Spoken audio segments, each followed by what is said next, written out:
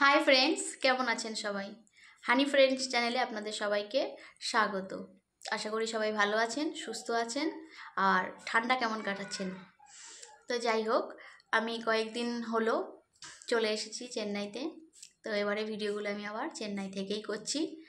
তো এখন মোটামুটি সন্ধ্যা হয়ে গেছে, সন্ধ্যাবেলা চাটাও খাওয়া হয়ে গেছে। সারাদিনে কোনো ভিডিও করতে পারিনি, তো ভাবলাম সন্ধ্যেবেলা একটু চা খাওয়ার পরেই কোনো একটা ছোটোখাটো আপনাদের সাথে একটু গল্প আড্ডা নিয়ে বসি।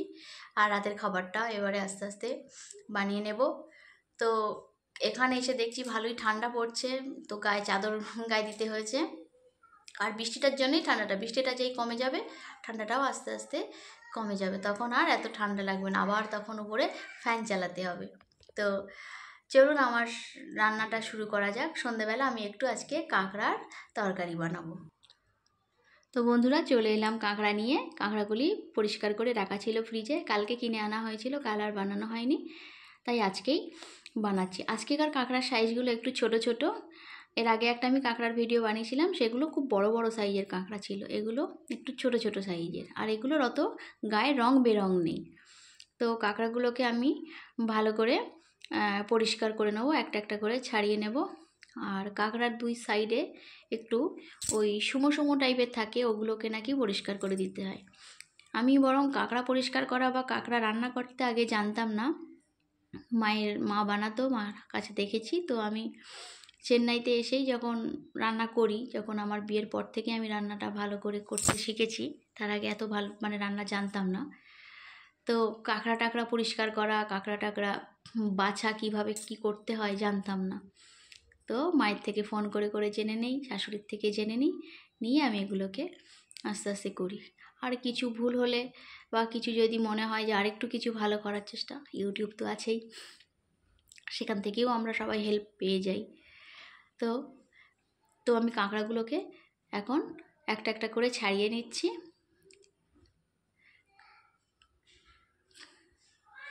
কাঁকড়ার মধ্যে প্রচুর পরিমাণে এর শাঁস আছে, ছোট ছোট কাঁকড়া হলেও এর মধ্যে প্রচুর পরিমাণে শাঁস আছে। আর বন্ধুরা, এই কাঁকড়াটা সব থেকে ভালোবাসে আমার বাড়িতে আমার মেয়ে। ও কি করে যে এত কাঁকড়া পছন্দ করে, ও কিন্তু ডিম খায় না, মাছ খেতে চায় না, কিন্তু কাঁকড়াটা খায়। আমাদের আবার অতটা কাঁকড়াটার ঝোলটাই ভালো লাগে, কাঁকড়াটা ছাড়িয়ে খেতে গেলে যেন বহুত বিরক্তি লাগে। তো যাই হোক, মেয়ের পছন্দ, তো তার জন্যে আমরা মাঝে মাঝে কাঁকড়া কিনে আনি। আর গ্রামের দিকে তো কাঁকড়া তো মোটামুটি খালে বিলে দেশি কাঁকড়া পেয়েই যাওয়া যায়, তো এখানে তো সেটা সম্ভব নয়। তো বন্ধুরা, আমার কাঁকড়া পরিষ্কার করা হয়ে গেছে। তো খুব বেশি কাঁকড়া ছিল না, 5 পিস মতো কাঁকড়া ছিল। ওতে একটু আমি নুন আর হলুদ মাখিয়ে নিচ্ছি। নুন আর হলুদ মাখিয়ে রাখলে কি হয়, কাঁকড়াটার ভিতরে একটু নুন আর হলুদ এর যে মশলাটা একটু ঢুকে যায়, খানিকক্ষণে মেখে ওটাকে রেখে দেব। তো আজকে আমি কাঁকড়াটাকে ভেজে রান্না করব। আমি এর আগের কাঁকড়াটাকে কিন্তু কাঁচা ঝাল করেছিলাম, আর এটাকে আজকে আমি একটু ভেজে রান্না করব। তো আমার কাঁকড়া মাখাটা মোটামুটি হয়ে গেছে নুন আর হলুদ দিয়ে। এরপরে আমি কাঁকড়ার মশলাগুলো কেটে নেব, এবং আদা রসুনও তো লাগবে। আর এদিকে আমার ইন্ডাকশানে যেমন আমার ভাত হয়, আমার ইন্ডাকশানে ভাত হচ্ছে।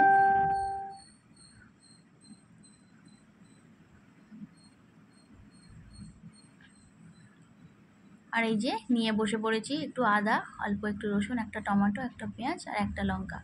কেননা আমি একটু গোলমরিচ ব্যবহার করি, তো তাই কাঁচা লঙ্কা একটাই দিয়েছি। এগুলোকে আমি এবারে কেটে নেব। আর এই দেখুন বন্ধুরা, এটা আমার ছুরিটা এর আগেরটা ভেঙে নষ্ট হয়ে গেছিলো বলে এটাকে আবার রিসেন্ট কিনে এনেছি। আর ছুরিতে আমার কাটতে খুব ভালোই লাগে, আমি বটিতে এবং ছুরিতে দুটোতেই অভ্যস্ত। তো আপনাদের সাথে কথা বলতে বলতে আমার মশলাগুলো কাটা হয়ে গেল। তো এগুলোকে ভালো করে বেটে নেব। আর এদিকে গ্যাসে আমি কড়াইটা চাপিয়ে দিয়েছি, অল্প করে একটু তেল দেব।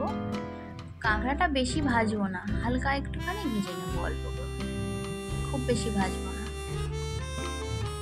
ওর গায়ে যা শাঁস আছে ওগুলো ভাজতে ভাজতে দেখা যাচ্ছে কড়াই লেগে যাবে মানে সব।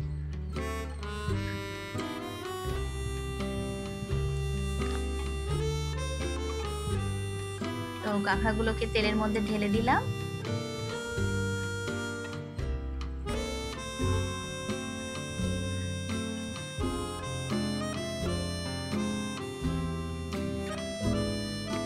বেশি না, মিনিট 2-3 মতো কাঁকড়াটাকে ভেজে নেব, কেননা এটা একদিন ফ্রিজের মধ্যে রাখা ছিল তো ওই জন্য।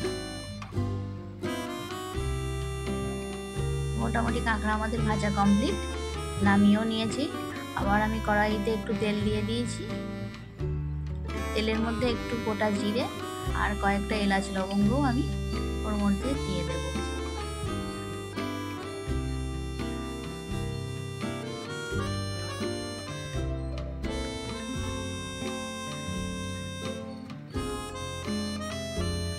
একটু পেঁয়াজ দিয়ে দিলাম, মোটামুটি ওটা একটা পেঁয়াজ দিয়েছি, খুব বেশি পেঁয়াজ দিইনি।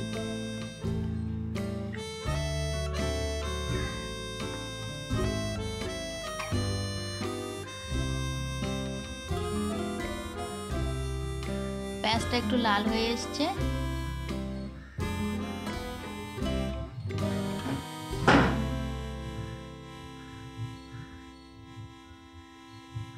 তো পেঁয়াজের মধ্যে আদা রসুন এবং কাঁচা লঙ্কা 3টে জিনিস একসাথে বেটে দিয়ে দিয়েছি।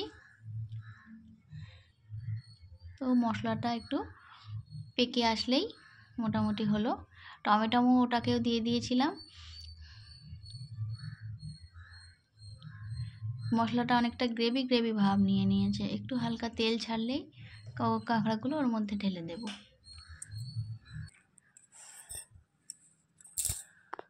তো বন্ধুরা, মোটামুটি আমার কাঁকড়ার যে মশলাটাকে বানানো রেডি। এবারে আমি এর মধ্যে কাঁকড়াগুলোকে দিয়ে দেব।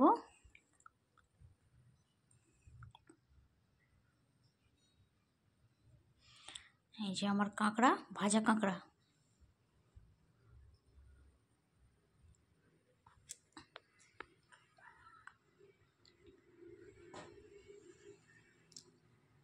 কাঁকড়ার যে শ্বাসগুলো ছিল না, যেটারে আমরা ইয়েলো ইয়েলো কালারের, ওগুলো ভাজার জন্য না ওগুলো বেশ মানে শক্ত শক্ত আকার নিয়ে নিয়েছে,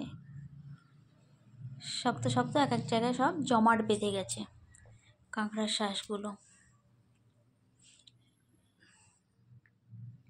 আর এই কাঁকড়ার ডাংটা যেন মনে করছে ও যদি ওর পাশে যদি আমি যেতাম, ও আমাকেই মনে হয় গলা কেটে দিত। কাঁকড়ার পাগুলো এমনভাবে হাঁ করে আছে, খুবই ভয়ানক ব্যাপার। আপনারা কেউ বন্ধুরা কাঁকড়ার কামড় খেয়েছেন? আমি ছোটোবেলায় একবার কাঁকড়ার কামড় খেয়েছিলাম, খুবই ভয়ানক লাগে বাবার এই কাঁকড়া ধরতে। আমি কাঁকড়া ধরতে পারি না। আর এই ধরনের বড় কাঁকড়ার ধারে পাশেই যাই না, বাপরে, এগুলো শুধু মরা থাকে কিনতে পাওয়া যায় বলে যথেষ্ট। বাবা, জ্যান্ত কাঁকড়া হলে ভয়তে পালাবো।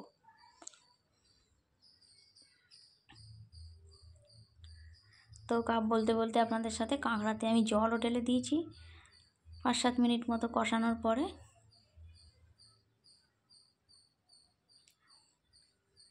এবারে আমি কাঁকড়াটাকে একটু ঢাকা দিয়ে দেব। ওই ঝোলটা মোটামুটি একটু গ্রেভি হয়ে আসলেই নামিয়ে দেবো, একদম টাইট করে ফেলবো। তো মোটামুটি আমাদের কাঁকড়ার ঝাল বলুন, চচ্চড়ি বলুন, কাঁকড়ার রেসিপি তৈরি হয়ে গেছে।